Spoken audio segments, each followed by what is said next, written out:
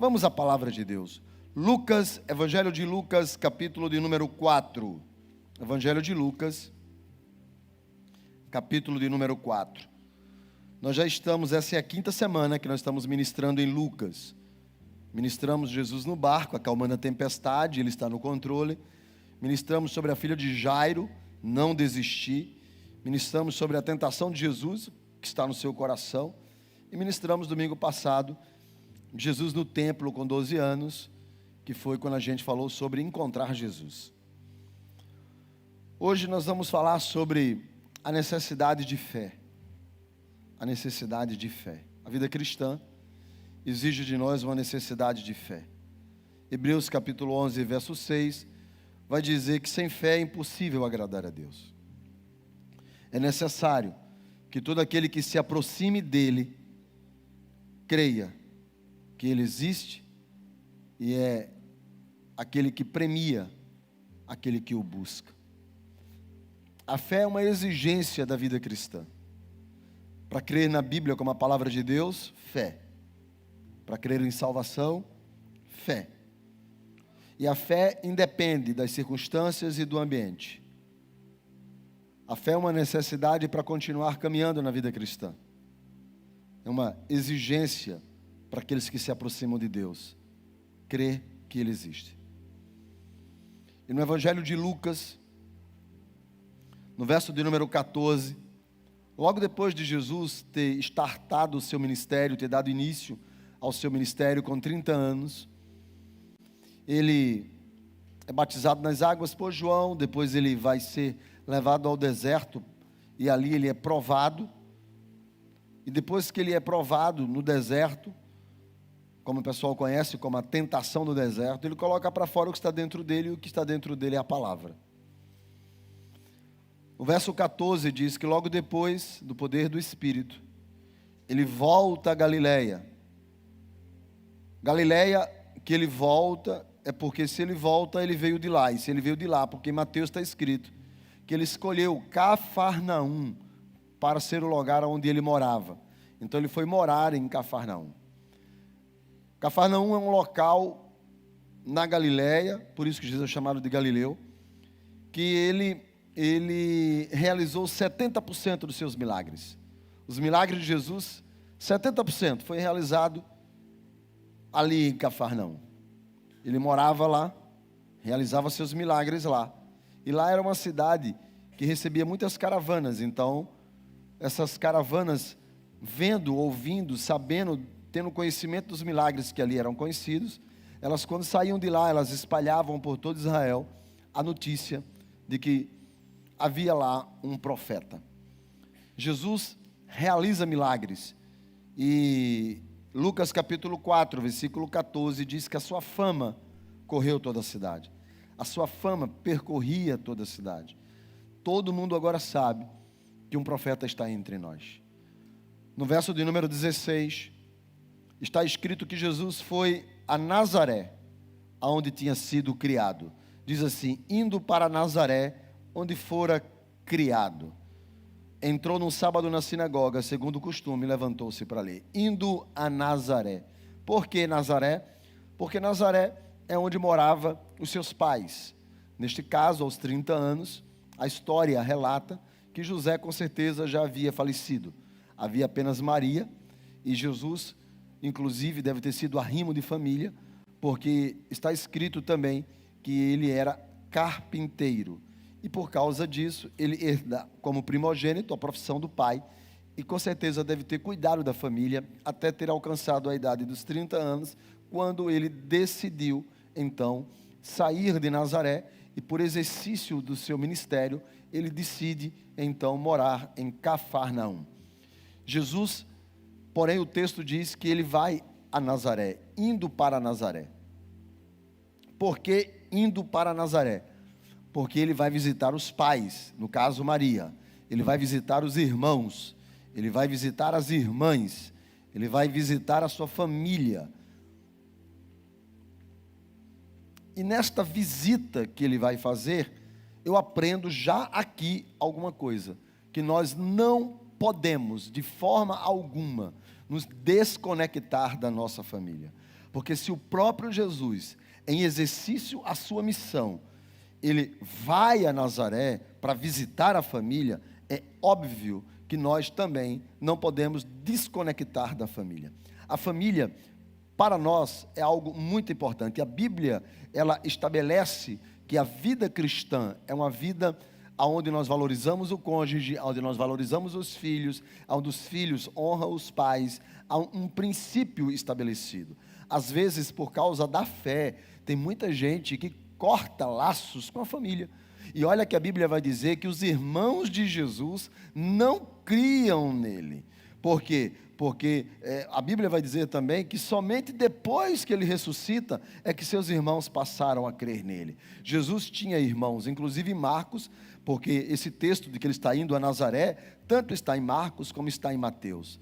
E vão dizer até, alguns chegam a dizer que está muitas vezes divergente entre Marcos, Mateus e Lucas, porque chegou a ser 2 vezes, não importa se foi 2, se foi uma, a questão é que ele foi a Nazaré, e foi estar com a sua família, e família é algo importante, porque o próprio Jesus, exercendo o seu ministério, não deixou a sua família ao relento, não abandonou, mas pôde estar, talvez em datas especiais, pôde estar mantendo essa comunhão, pôde estar indo, dando esta atenção. Jesus está. Alguém vai dizer, pastor, mas tem aquela parte quando ele estava pregando ali, a família está lá de fora, chamando ele diz assim, minha família são aqueles que ouvem a minha palavra. Bom, aí é um outro assunto. O assunto é, queriam tirar Jesus do propósito. E aí, irmão, nem família tira ninguém do propósito. Porque eu sou crente em Jesus Cristo e eu vou morar no céu e a salvação é individual. Mas a gente não pode perder o foco. Jesus foi lá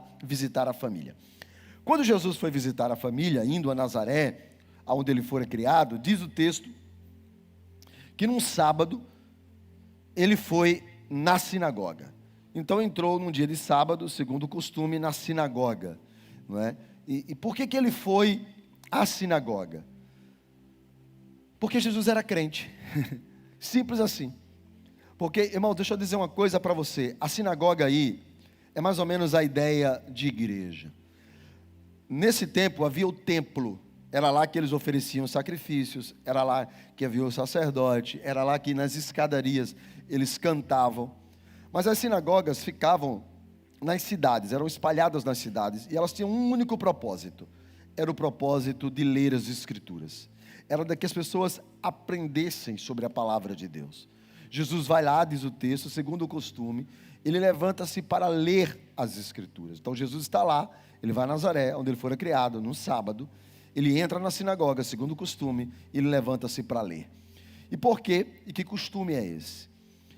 Diz que a tradição informa que eram escolhidos 7 pessoas, um sacerdote, um levita e 5 judeus, daquela comunidade que eram conhecidos ali. Jesus, por ser judeu, conhecido daquela comunidade, ele então é convidado a ler as Escrituras. Dá a entender que ele é o último, porque logo depois o assunto se encerra. E o texto vai dizer que Jesus vai ali, naquele local, para exatamente ler as Escrituras.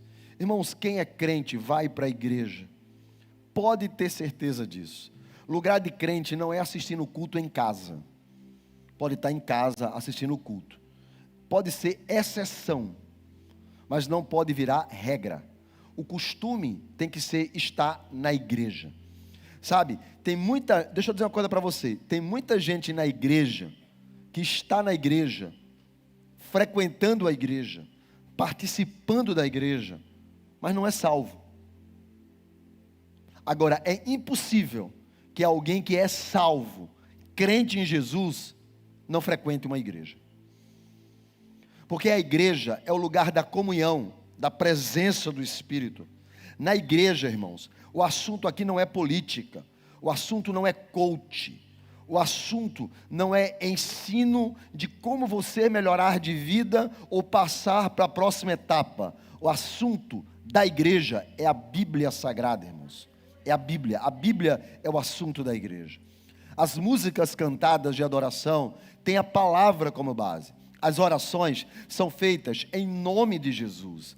A oferta que é tirada é ministrada, mas é ministrada em cima de um texto bíblico. E quando nós subimos aqui, a gente não sobe para pronunciar o que a gente acha. A gente vem aqui para dizer o que está escrito, irmãos. Não tem como ser crente fora da igreja. Irmãos, eu tenho visto uma geração de gente que é crente sem igreja. São chamados os desigrejados. Tem até um livro que eu escrevi que está lá fora. Se existe salvação fora da igreja. E eu tenho visto que essa galera, sabe, de crente desigrejado, que não frequenta a igreja, ou que acha que toda a igreja é a mesma coisa, esse pessoal cada vez mais está mais no mundo do que na igreja, está mais no inferno do que no céu. Então deixa eu te dizer uma coisa, se você é crente, tira o popozão do sofá e vem para a igreja. Está entendendo? Você que está em casa assistindo? Tira o popozão do sofá e vem para a igreja, porque Jesus foi lá, e ao invés de churrasco com os irmãos em Nazaré, ele foi para o culto. Lugar de crente é no culto. Quem está comigo pode dizer amém? Amém. Eu senti que foi forte, vou nem pedir de novo. E Jesus vai lá para o culto, e quando chega lá, ele está entre os 7 que vai fazer como costume a leitura, e dão para ele o livro do profeta Isaías, verso de número 17. E dão a ele o livro do profeta Isaías. E o texto diz que ele abre o livro e achou o lugar aonde está escrito. Foi-lhe dado o livro do profeta Isaías, e quando abriu o livro, achou o lugar aonde está. Olha, eu queria que colocasse a versão, por favor, a mesma versão que eu usei no culto da manhã e da tarde, mudaram a versão. Então, é a versão revista corrigida. Obrigado. Então lhe deram o livro do profeta Isaías, e abrindo o livro, pode manter essa daí. Abrindo o livro, achou o lugar aonde está escrito. Diga comigo, abrindo o livro. Abrindo o livro. Irmãos, a palavra de Deus, ela é a palavra. Ela não precisa, quando eu digo que eu preciso do Espírito Santo para que a palavra tenha efeito, eu estou dizendo que ela se torna a palavra. Quando eu digo que nem tudo que está escrito é a palavra, eu digo que ela contém a palavra. Só que a Bíblia diz que passarão os céus e terra e a sua palavra permanecerá. A Bíblia diz que o que vai testificar lá no céu é a palavra. E diz que a palavra exigirá e pedirá conta das suas atitudes. Agora, imagine se eu só entendo a palavra, ou se a palavra só tem efeito se eu tiver o Espírito. Significa que no dia que a palavra pedir conta dos meus atos, eu vou dizer, eu não tenho Espírito. Eu nunca tive. Então eu não posso dar conta do que está escrito. Então, irmãos, ela fechada é a palavra. Ela aberta é a palavra. Ela não deixa nunca de ser a palavra. Ela é a palavra inspirada. 2 Timóteo vai dizer, toda a escritura é inspirada, toda, não é parte, não é alguns, não é textos, não é perícopes, é toda a escritura é inspirada. 2 Pedro vai dizer, toda profecia da escritura procede de Deus e não de homens. Então a Bíblia é a palavra de Deus, ela é na sua totalidade, na sua plenitude. Só que tem uma coisa, Deus fala pela sua palavra quando a sua palavra é aberta, quando se lê a palavra. Pastor, eu queria que Deus falasse comigo. Abra o livro. Pastor, eu queria que Deus me dirigisse. Abra o livro. Eu queria que Deus me dissesse para onde eu vou. Abra o livro. Sabe, irmãos, porque nós temos vivido uma vida cristã de ouvir. A vida cristã da maioria é de ouvir. Por exemplo, Vinha Paulo caminhando, recebeu cartas para pegar os crentes lá em Damasco. E ele na estrada de Damasco, quando ele vem lá com aquele ódio todo, de repente uma luz clareia e ele cai do cavalo. Não tem cavalo no texto. Alguém botou cavalo onde não tinha cavalo. Se você ler o texto de Atos, não tem cavalo. Alguém, um dia, disse que havia um cavalo. Alguém ouviu e passou para outro, e para outro, e para outro, e botaram um cavalo na história. Jesus nasce em Belém. Amém? Irmão, pode falar, não tem vergonha não. Vergonha não, fala, o pastor está fazendo umas pegadinhas aí. Não, pode falar. É bom porque você mentaliza. Aí a Bíblia diz que quando Jesus nasceu, vieram 3 reis magos do Oriente e trouxeram 3 presentes. Quantos reis eram? A Bíblia vai dizer que não eram reis e nem eram 3. A Bíblia diz assim: uns magos, uns não é 3, e magos não é reis. Mas você ouviu, você viu uma encenação, e você acreditou que eram 3 e que eram reis. Aí alguém vai dizer: pastor, mas eram 3 presentes, pô. Se eram 3 presentes, eram 3. Irmãos, quando eu sou convidado para algum lugar, vai eu, Leonor, Gabriel, meu filho Jonatas e a Nora, vai 5. A gente leva um presente e são 5 bocas. Não quer dizer porque eram 3 que são 3. A gente só leva um e vai 5. Por isso que o fato de ser 3 presentes não significa dizer que eram 3. Pastor, como é que o senhor sabe disso? Leia, está escrito. Não tem coisa normal. Alguém chega assim, domingo passado nós estávamos lendo Jesus com 12 anos no templo. Aí a gente diz assim: Jesus estava fazendo o que no templo? Todo mundo diz: estava ensinando para os mestres. Não é isso que a gente aprende, sim ou não? Mas o texto, quando a gente leu, estava escrito que ele estava ouvindo e perguntando. Não diz que ele estava ensinando. Mas a nossa fé é baseada no que os outros dizem. A Bíblia diz: a fé vem pelo ouvir, a fé vem pelo testemunho dos outros. Mas o conhecimento de Deus vem quando a gente abre o livro. Quer conhecer Deus? Abra o livro. Quer saber o que Deus tem a falar para a sua vida? Abra o livro. Quer mudar? Quero, pastor. Quero ser uma nova criatura. Abra o livro. Vire para a pessoa que está do seu lado e diga para ela: sou profeta na tua vida. Vai, irmão, pode falar. Sou profeta na tua vida. Deixa de ser preguiçoso e vai ler a Bíblia. Abra o livro. Aí Jesus abre o livro.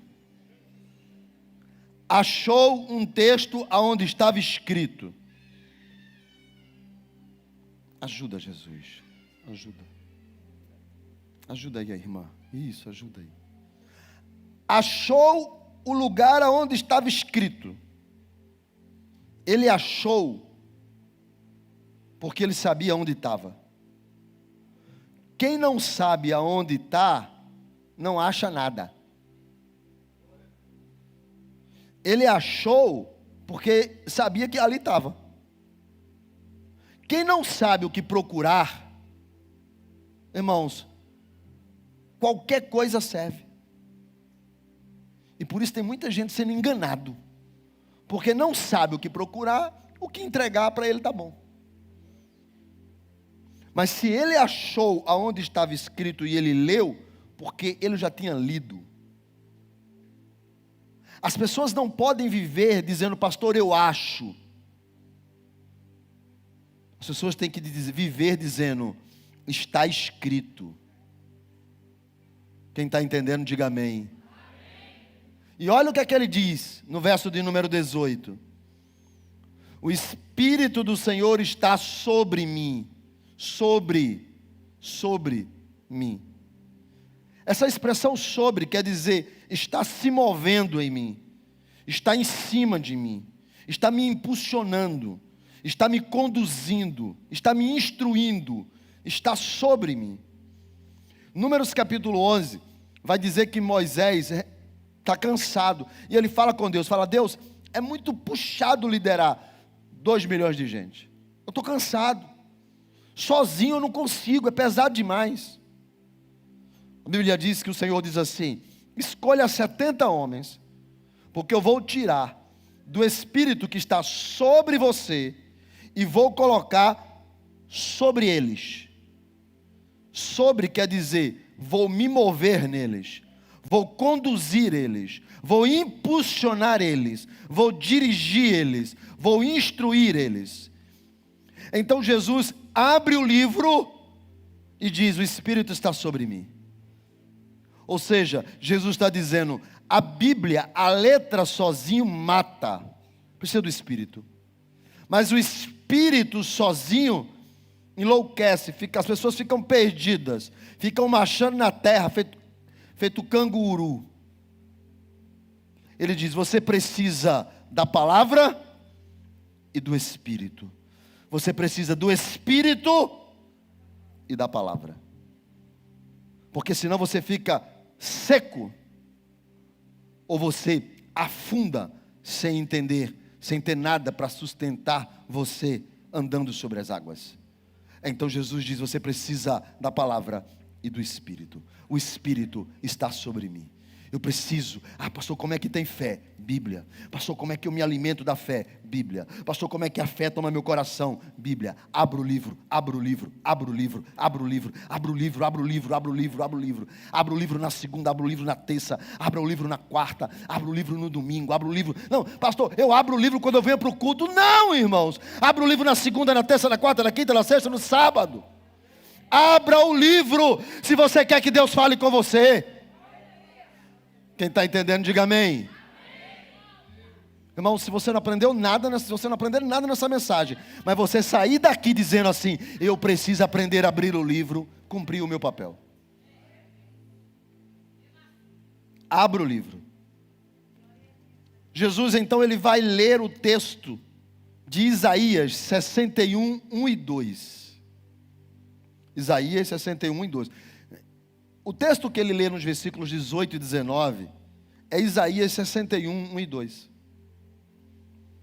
O texto que ele lê, e o texto de Isaías, tem uma palavra que na Bíblia fiel, antiga, mais antiga, eu adoro essa palavra, aprendi quando eu era adolescente, nunca mais esqueci: ipsilítere. Eu me sinto gente quando eu digo isso.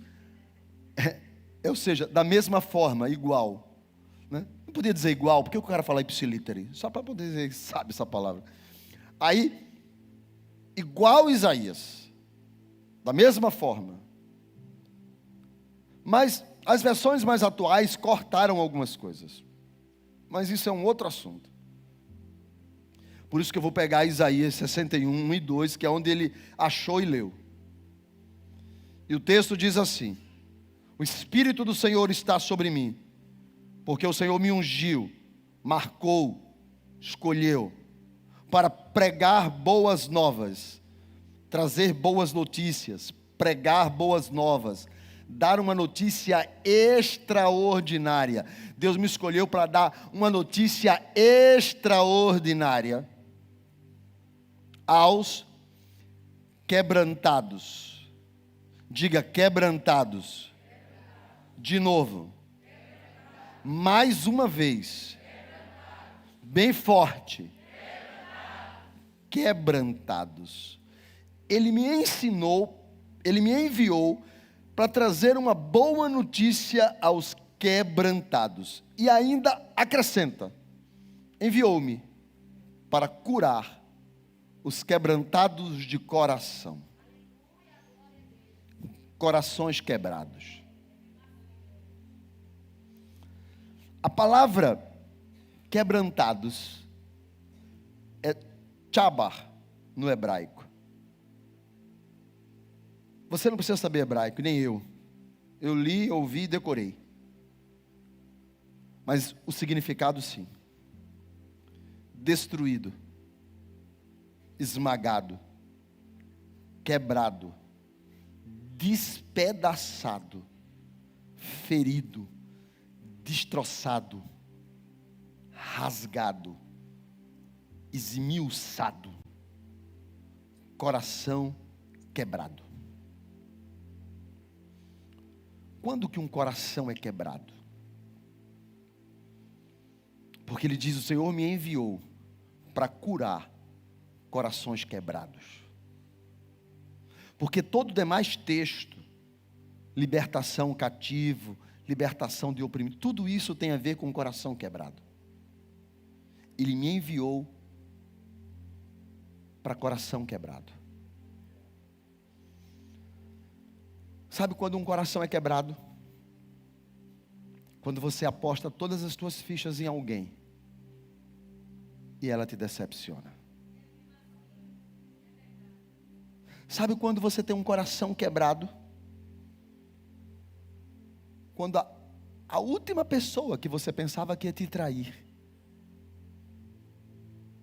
é quem te fere, é quem te trai, é quem te decepciona. Um coração quebrado é quando você muitas vezes perde uma pessoa em vida. Pastor, como é perder uma pessoa em vida? Você tinha conexões, mas ela não te liga mais. Você deixa de existir para alguém que você ama. E o seu coração fica quebrado. Sabe quando é um coração quebrado? Porque quando você vem ao altar e você diz diante do pastor, do padre, sei lá, você promete amá-lo na saúde? Sim, prometo. Até que a morte separe? Sim. Aquilo não é um sim hipócrita. Ninguém vai a um altar e casa dizendo assim: daqui a uma semana eu acabo com esse miserável. Não, ninguém diz isso. Está ali porque, além de cheio de esperança, expectativa, verdade, amor, você acredita que é até que a morte os separe. Mas no meio do caminho vem uma traição. E a dor da traição não tem remédio. Eu me lembro quando eu nunca fui traído pela minha esposa. Então eu não sabia o que era traição, o que era abandono. 2017 começou um problema pessoal dentro das pessoas mais próximas a mim. E eu vi pessoas muito ligadas me traírem, caluniarem, mentirem ao teu respeito. E você não entender, mas o coração ficar quebrado, destruído, esmagado, dilacerado. Sonhos que são jogados embora. Eu já vi pessoas que tinham empresas gigantes e fecharam. Mandaram embora 200 funcionários. Eu vi empresários chorar. Porque não eram 200 funcionários, eram 200 famílias, sonhos de um monte de gente. São tantas as razões que os nossos corações são feridos. Pessoas que a gente pensava que deveria proteger, defrauda. E você, sabe, o coração não se arruma mais. Eu conheço pessoas que dizem assim para mim: pastor, fazem 10 anos que a minha filha não liga. 10 anos que eu não falo com ela. E quando a gente muitas vezes, sabe, acredita, a gente coloca todas as fichas numa pessoa e o sonho não acontece. Pais que veem seus filhos encaminharem pelas drogas, tem noção da dor da mãe, do pai? Coração quebrado. E nesse coração quebrado, ferido, ele é muito diferente de uma enfermidade, de uma doença.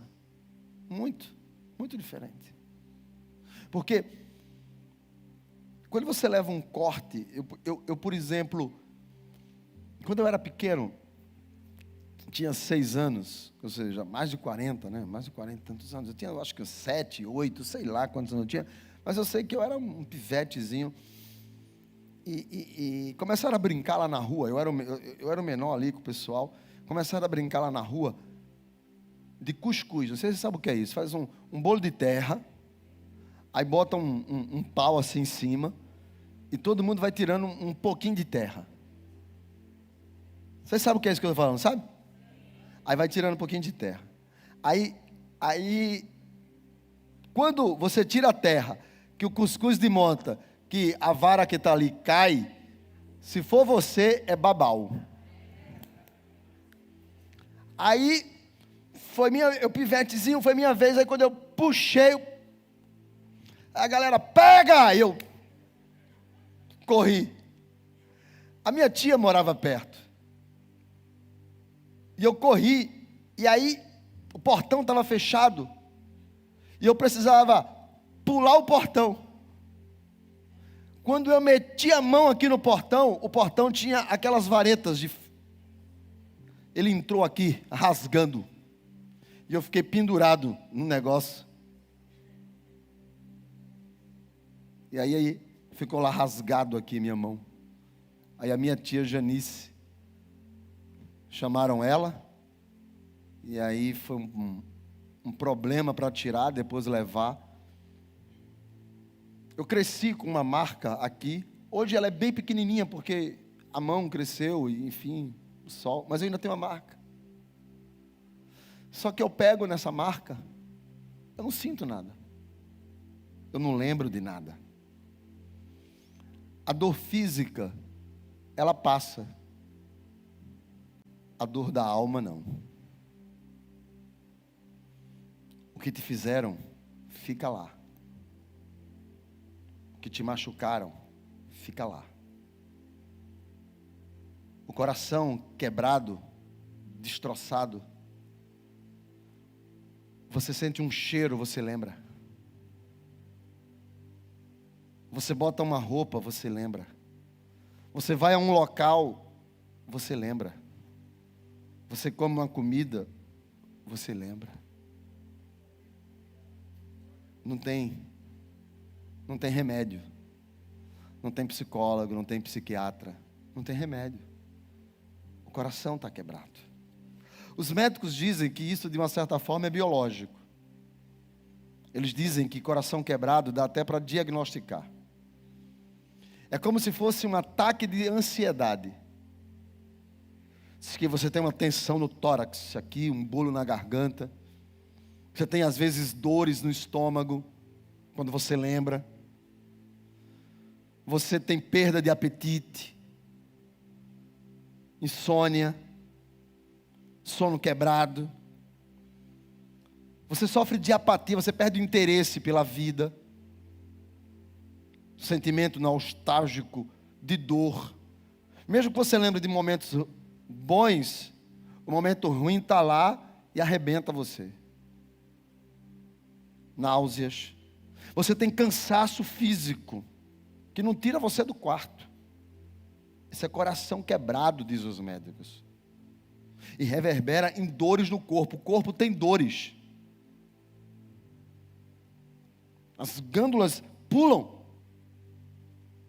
E que muitas vezes nem a massagem tira. A tendência de pessoas que têm coração quebrado, feridas, com medo, querem fugir da realidade. Elas mergulham no alcoolismo, nas drogas, porque o que elas querem é fugir daquilo. Elas deprimem. Eu convivi com uma pessoa da minha família que deprimiu. E ele dizia constantemente: eu quero morrer. Desejos suicidas. Coração quebrado. Boa parte das pessoas que têm coração quebrado se fecham, se isolam. Tornam-se alguns promíscuos, viciados. Porque é uma dor que não tem ponto. Não tem curativo. Não tem band-aid. Não tem analgésico. Está doendo na alma. Não tem remédio. Até para câncer tem quimioterapia. Para AIDS tem coquetel. Mas para coração quebrado, não tem. Você ouve aquela música, você bota para chorar. Você olha aquela roupa, você bota para chorar. Passa anos, décadas, está ali. Jesus abre o livro e diz: deixa eu dizer uma coisa para vocês. Deus me enviou para curar corações que estão quebrados. Deus me enviou para curar corações quebrados. Aquilo que o psicólogo não consegue, Deus me enviou para curar corações quebrados. Aquilo que o analgésico não resolve, Deus me enviou para curar corações quebrados. Aquilo que enlouquece até o psiquiatra, Deus me enviou para curar corações quebrados. Ele tem um remédio para a sua dor. Ele pode. E o texto diz: liberdade aos cativos. Cativos de quê? Cativo das dores, das feridas da alma. Coisa que ninguém pode resolver, Ele resolve.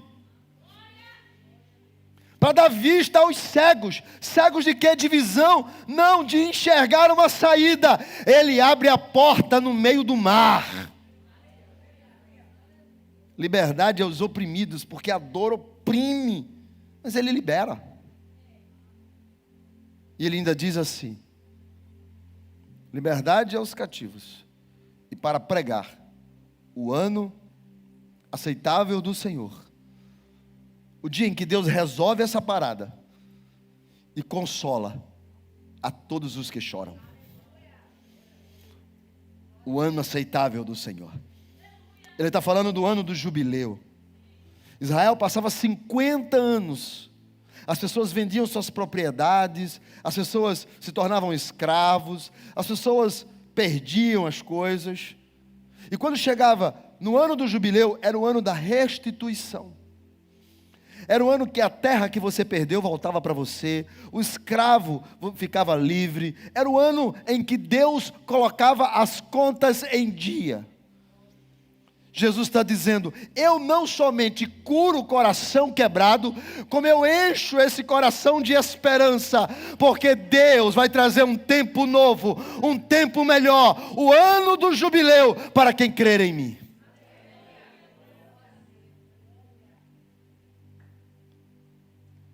O texto diz que ele abre o livro, lê, mas no verso 20 diz que ele fecha o livro. Tendo fechado o livro, ele devolve ao assistente, versículo de número 20. Ele se senta, porque os mestres falavam sentados. Não que eu seja mestre, mas é porque você, sentado, você não pula, não grita, não salta. Então, você fica mais quieto, as pessoas dão mais atenção à palavra do que a você. E ele se senta. E Lucas é meio dramático, meio cenográfico. E diz: os olhos de todos estavam olhando para ele.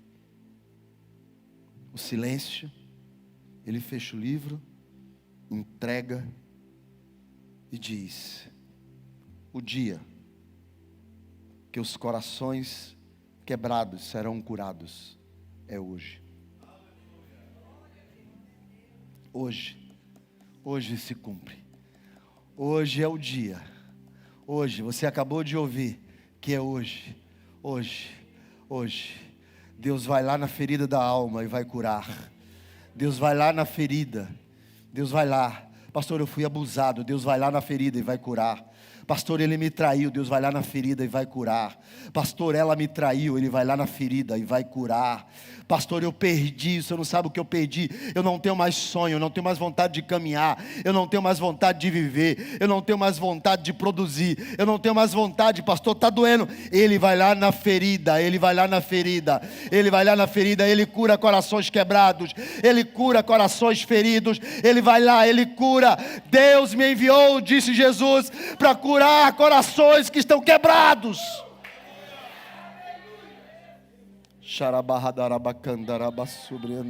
Corações quebrados são curados. Não tem remédio, não tem analgésico, mas tem Jesus de Nazaré. Quebra as cadeias, quebra as correntes, liberta o oprimido, coloca para fora esse coração quebrado. Jesus está hoje aqui. E o verso de número 22 diz assim: então começaram a dar testemunho, ou seja, confirmaram aquilo. Testemunho, confirmaram.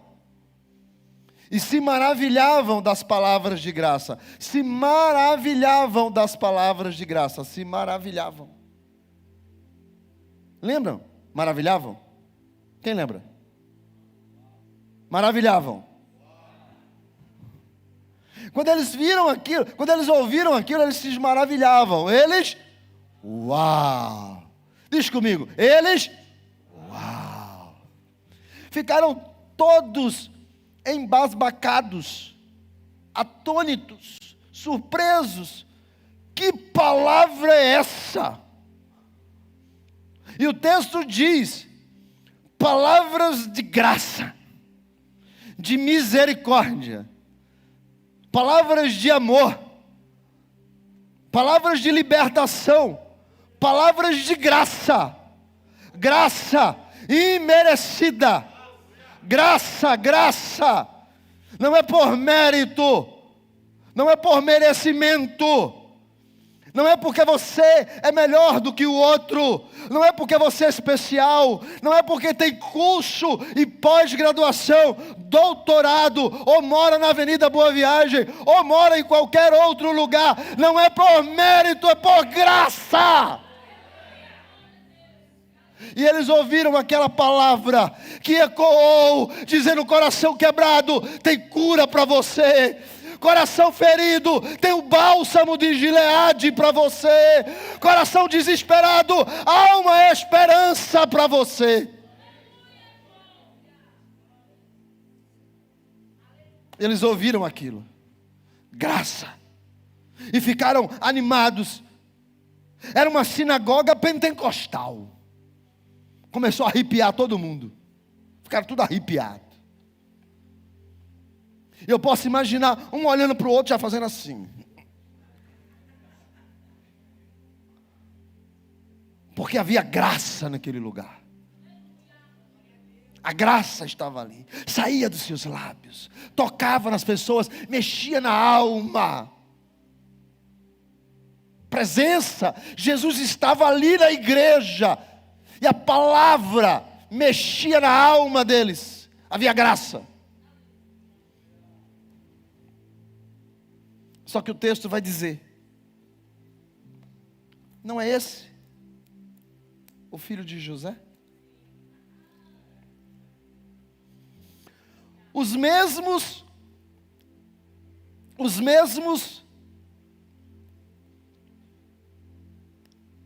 que ficaram maravilhados, uau, disseram: mas peraí, não é o filho de José?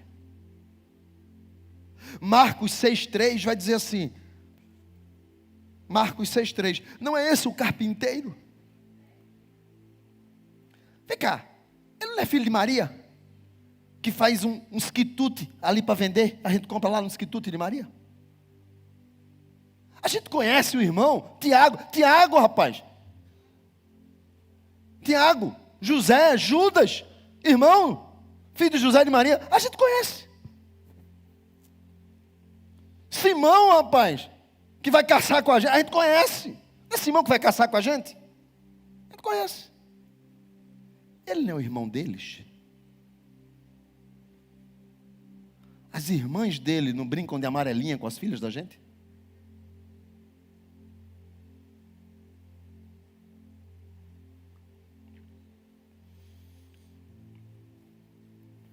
A filosofia grega não gosto de falar sobre isso, mas só para você entender. Não sou pregador de filosofia, sou de Bíblia. Mas a filosofia grega diz que nós somos dois. Todo mundo é dois. Ela chama isso de transcendência do ego. Ela diz que todos nós, você, por exemplo, é formado por você e a sua consciência. Você e a sua consciência. Quando você faz uma besteira, você faz uma besteira. Aí você fala assim, caramba, velho, vê que besteira tu fez. Quem foi que fez? Tu. Mas parece que é uma outra pessoa falando por tu. E quando você faz uma coisa que arrebenta, você fala assim, sei não, viu? Você sozinho conversando, sei não, viu, Ezequiel, mas tu é o cara. Ou seja, eu estou dizendo para eu que eu sou eu. A filosofia grega vai dizer, isso é a transcendência do ego. Porque você é formado por você e pela sua consciência. Os judeus, assim como primeiro, aliás, na verdade, primeiro a religião católica também acabou trazendo isso também para dentro.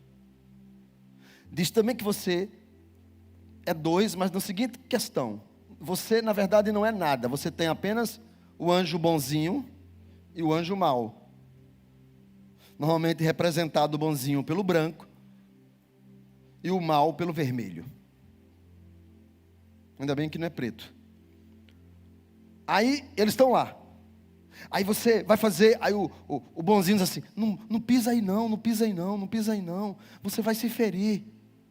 Aí o mau fala assim, pisa, ele está com inveja, ele quer que você não pise, sinta o prazer de pisar aí. 2, é a ideia da dicotomia, 2, cada um é 2. Os próprios judeus, a teologia judaica do Antigo Testamento, também dizia isso, você é 2. Você é matéria e imatéria. Você é formado por uma dicotomia. É claro que nós acreditamos que nós somos tricotômicos, alma, corpo e espírito, mas os judeus acreditavam na dicotomia da alma, corpo e matéria. Matéria e imatéria. Corpo, e alma e espírito era uma coisa só. O apóstolo Paulo, como ele recebe a compreensão da teologia judaica, ele diz que nós vivemos uma luta entre a carne e o espírito, uma dicotomia. Porque a ideia de todos os estudiosos é que nós somos 2. E de uma certa forma, nós somos. Jesus disse, eu estou pronto para curar o coração quebrado de vocês. Eu estou pronto para fazer um milagre, aonde vocês não acreditam que haja a área, eu vou lá, entre a divisão da alma e do espírito, e eu faço um milagre aonde ninguém chega, eu chego. Eu estou pronto para curar o coração quebrado. Te feriram, eu tenho bálsamo. Te machucaram, eu tenho remédio. Você está triste, eu tenho o óleo da alegria. Eu estou, pastor, sem acreditar, eu tenho a bula da esperança. Eu tenho para você. E eles estão ouvindo esta palavra e eles ficam animados. Uau! Mas de repente, eles contemplam que quem está ali é alguém carne e osso como eles. Por isso que Paulo escrevendo em 1 Coríntios capítulo 5, versículo 7, acredito, diz: andamos por fé e não por vista. A Bíblia diz que quando Jesus vem andando sobre as águas, Pedro está no barco e diz: Senhor, manda-me ter contigo. E Jesus diz: vem, Pedro. E diz a Bíblia, e saindo do barco, Pedro andou sobre as águas. Ele estava movido de fé. Mas o mesmo texto diz: vendo as ondas, afundou. Quando ele percebeu que o que estava ao lado dele eram as ondas gigantescas, ele tirou o olho de Jesus e afundou.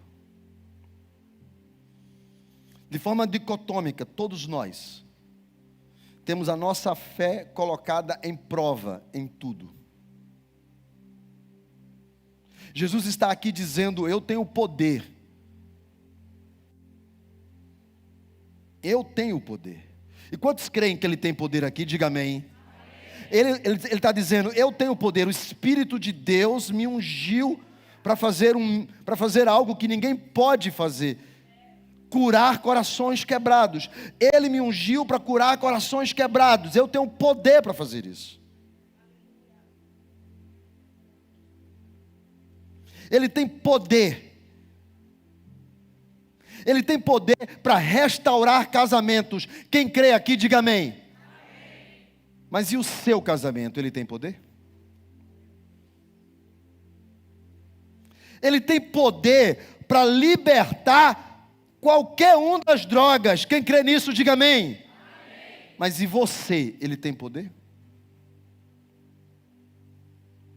Ele tem poder para realizar milagres que a medicina já disse não. Amém? Mas e sobre a sua saúde, Ele tem poder? A questão não é se Ele pode, é como nós olhamos. Porque às vezes a realidade da vida, ela rouba a fé. Às vezes a adversidade a gente olha e fala assim: cara, é grande demais. É grande demais. Marcos vai dizer, deixa eu ver se é Marcos, não, desculpa, Mateus.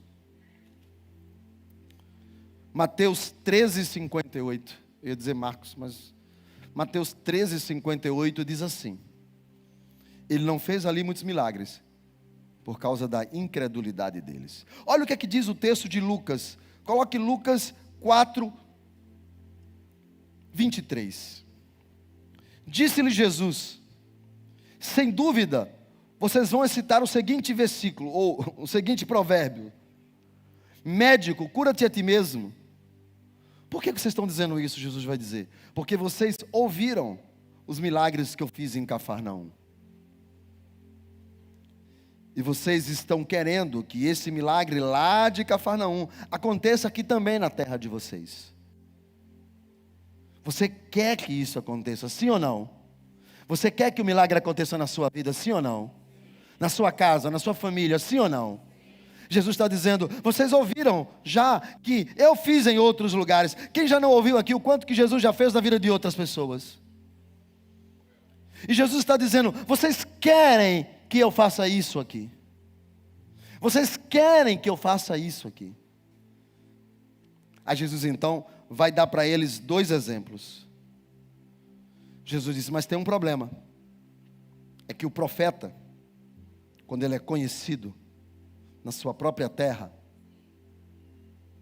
ele não tem muita honra. Porque as pessoas olham para eles e veem eles de igual para igual. Porque o milagre, ele não está no mesmo ângulo, ele está acima. Ele não é natural, ele é sobrenatural. E quando você olha e acha que é tudo igual, que é a mesma coisa, que é um pacote só, o milagre não acontece. Vocês precisam crer no que está acima, no que está além, no que é mais poderoso do que você. Jesus então vai citar 2 exemplos. Diz que nos tempos do profeta Elias, muita gente precisava ser curado de lepra em Israel. Muita gente. Mas Deus decidiu curar Naamã, o sírio. E que nem acreditar acreditava. Depois ele vai dizer que havia muitas viúvas no tempo de Eliseu. Troquei. As viúvas são no tempo de Elias.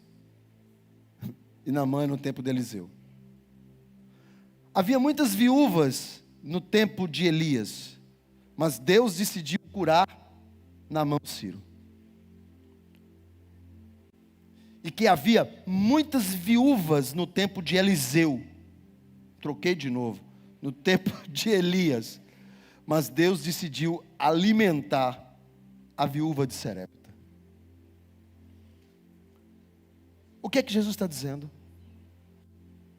Que Deus trabalha do jeito que Ele quer, da forma que Ele quer, da maneira que Ele quer, e que confunde você quando Deus decide trabalhar. Ele diz: olha, nos dias de Eliseu, haviam muitos, mas muitos leprosos. Deus pegou um cara, trouxe de longe para curar alguém que era talvez o último da fila. Nos dias da fome de Elias, que a terra toda estava com fome, aquela mulher talvez fosse a última da fila, ela não estava nem na lista de ninguém. Mas Deus enxergou aonde ninguém enxergava. Deus viu aonde ninguém viu. Deus foi aonde ninguém ia.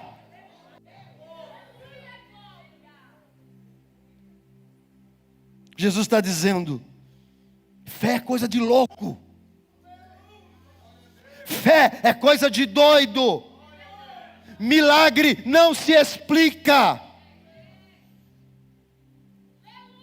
Milagre acontece pela soberania de Deus.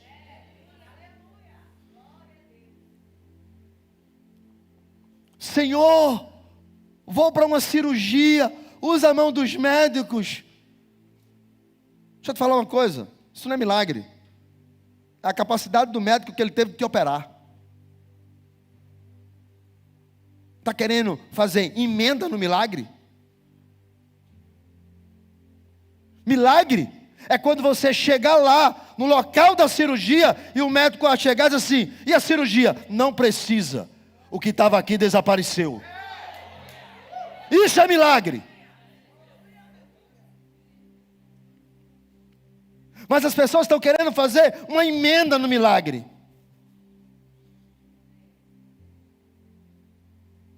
O Deus dos milagres, Ele não precisa prestar conta a ninguém.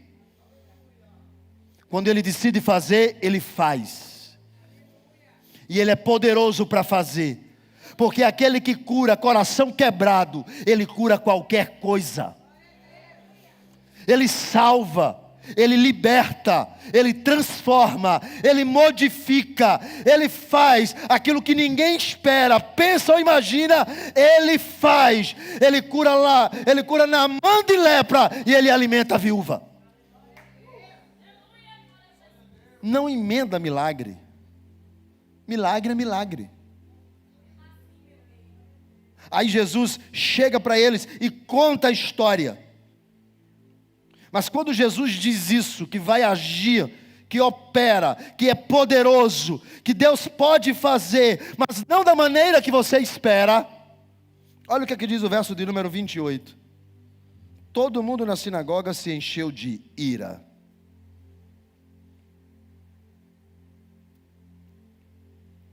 Porque as pessoas definem como quer que Deus trabalhe. Só que Deus não trabalha como você espera. Deus trabalha pelo contrário.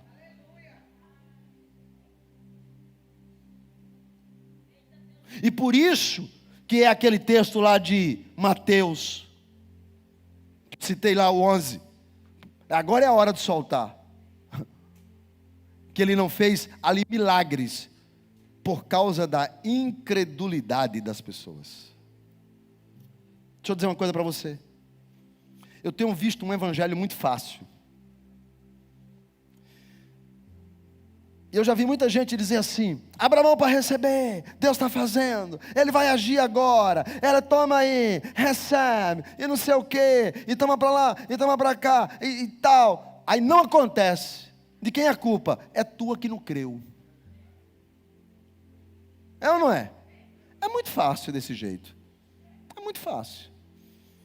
Declaro que hoje todo mundo vai sair daqui com R$1 milhão no bolso.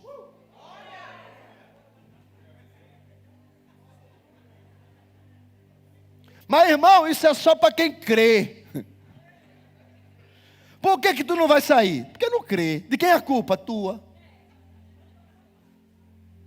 É fácil demais assim. Jesus opera até onde não tem fé. Então, onde não tem fé, Ele vai lá e opera. Pastor, e por que o texto está ali? Que Ele não fez ali milagres por causa da incredulidade deles. É muito simples. Todo milagre, presta atenção, todo milagre glorifica a Deus, não a você. Todo milagre é para a glória de Deus. Deus age no impossível, amém? E o milagre glorifica a Ele, amém? O milagre é a Ele. Quando Deus faz um milagre, é para Ele. Não é um médico que foi habilidoso. É Deus. Não tem ninguém na história quando Deus faz. Coloca isso na tua cabeça. Milagre é milagre. A glória é somente dele. Se Jesus fizesse milagre lá em Nazaré, não era o filho de Deus, era o filho de José. E Deus não divide a sua glória com ninguém. Se Jesus fizesse milagres ali em Nazaré, não era o filho de Deus, era o filho de Maria. E Ele não dá a sua glória para outro. Então, a incredulidade não é na fé do milagre, é quem opera o milagre. Se eu sei quem Ele é, o Filho de Deus, que morreu na cruz do meio, mas ao terceiro dia ressuscitou e está vivo entre nós, eu sou o ambiente do seu milagre. Quem está entendendo, diga amém. Eu sou o ambiente do seu milagre. Deus está disposto a fazer para aqueles que creem que Jesus Cristo é o Senhor. Deus está disposto a fazer para aqueles que obedecem a sua palavra e creem que Jesus Cristo é o mesmo ontem, hoje e será eternamente. Deus está disposto a fazer aqueles que sabem que haverá o toque da trombeta, e quando a trombeta soar, a sua igreja será arrebatada. Deus está disposto a fazer aqueles que creem que Jesus Cristo é o Senhor. Ele é o Senhor e não há outro. Ele é o mesmo e não há outro. Não há ninguém igual a Ele. Não há ninguém maior do que Ele. Não há ninguém próximo a Ele. Todos podem ter sido pessoas maravilhosas. Maria foi maravilhosa, José foi maravilhoso, Paulo foi maravilhoso, Pedro foi maravilhoso. Mas todos, assim como eu e como você, aguardam o dia em que a trombeta vai soar e a igreja vai ser arrebatada. Qual é o Cristo que você crê? Qual é o Cristo que você segue? O filho de José? Não! Com esses, o milagre é um engembrado. E ele não fez ali por causa da incredulidade deles. Quem Jesus é? Quem Jesus é para você? Quem Jesus é para você? Ele está aqui esta noite. Eu creio nisso. Ele está entre nós. Ele está pronto para fazer. Ele está pronto para realizar. Agora é necessário que você, preste atenção, abra o coração esta noite.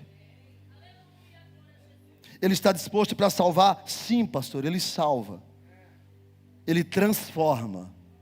Ele cura. Ele batiza. Ele liberta. Ele transforma coração quebrado. Marcos capítulo 9.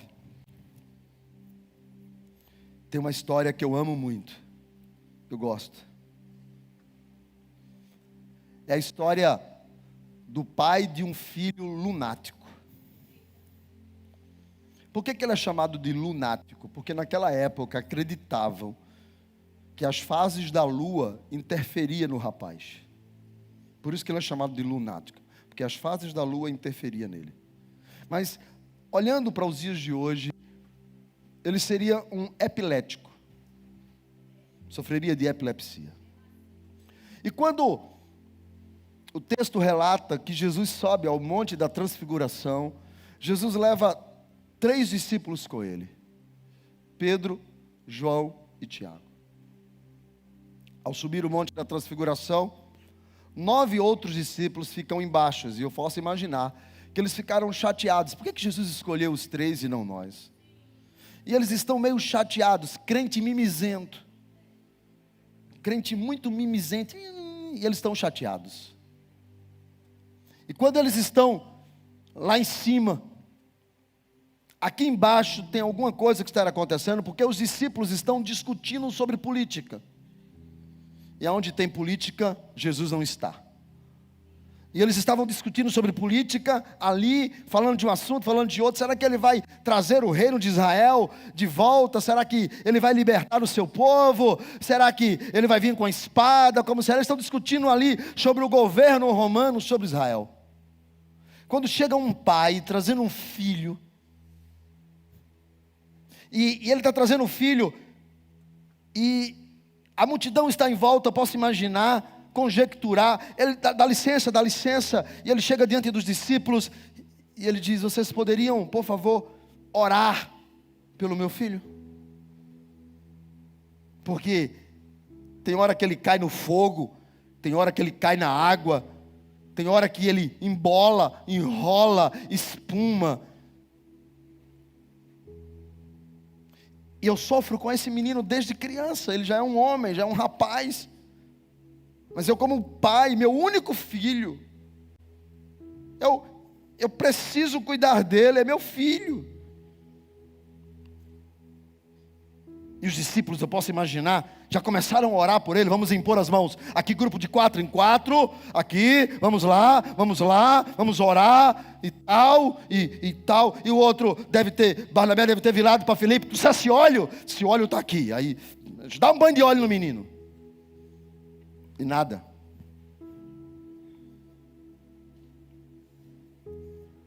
Está um tumulto ali. Jesus está descendo o monte, vai encostando, chega, já percebe que o clima não está bom. Licença, o mestre. E quando ele vai chegando, o povo vai abrindo. O pai do menino olha e vê Jesus, e ele corre até Jesus.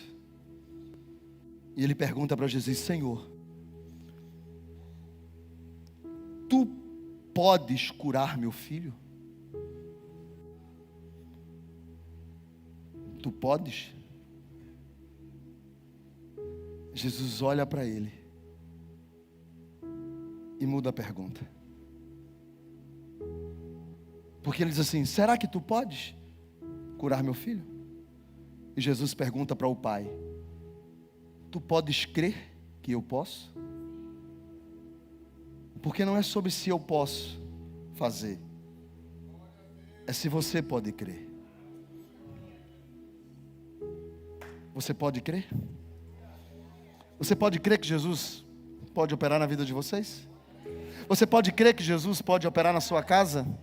Você pode crer que Jesus pode operar no seu casamento, na sua história, no seu trabalho, na sua doença, na sua vida, na sua relação? Você crê que Jesus pode? Porque não é sobre se Ele pode, é se você pode crer. Porque Nazaré, Jesus não fez.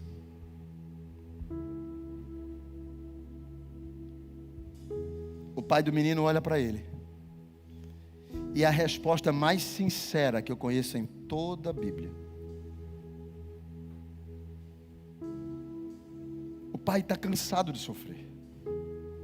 São anos carregando aquele menino doente de um canto para o outro. Anos. Quem tem um filho doente sabe. Anos carregando um menino doente. Anos. Ele está cansado. Ele já não crê mais na medicina, ele não crê mais na religião, ele não crê mais no profeta, ele não crê mais em nada. E ele acabou de levar o menino para os apóstolos, que terminaram de colocar um par de terra na fé dele. Ele olha. Quando Jesus pergunta para ele: você pode crer? Ele responde: eu não creio mais. Tem fases na vida da gente que a gente deixa de crer. Não dá mais para crer. E ele diz: Senhor, por favor, me ajudes a crer. Eu não sei como eu faço mais, eu perdi a fé em algum lugar. Me ajudes a crer. Eu preciso crer. E talvez seja essa a nossa situação. Nós estamos tão acostumados